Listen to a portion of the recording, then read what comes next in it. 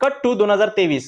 1982 मध्ये जन्मलेला तो मुलगा आज मनोज जरांगे पाटील म्हणून लाखो मराठ्यांच्या मागे उभा होता. त्यांच्या नेतृत्वाखाली मोठ्या प्रमाणावर मोर्चे, उपोषण आणि आंदोलने, त्याचबरोबर मुंबई वारी सुद्धा झाली. दबाव इतका वाढला की सरकारला 2024 मध्ये मराठ्यांना पुरा आरक्षण द्यावं लागलं. 10% SABCतून आरक्षण. या आरक्षणात 3 मोठे फरक होते. पहिला, 12-13% आरक्षणाऐवजी 10% आरक्षण होतं. दुसरा, आरक्षणाचा आधार गायकवाड समिती नसून नवीन बनवलेली शुक्रे समिती होती. आणि तिसरा, यामध्ये मराठ्यांना राजकीय आरक्षण नव्हतं. आजच्या स्थितीमध्ये मराठ्यांना 10% SABC मधून आरक्षण आणि ज्यांच्याकडे ओबीसीचे सर्टिफिकेट आहेत त्यांना ओबीसी मधून आरक्षण मिळतच आहे.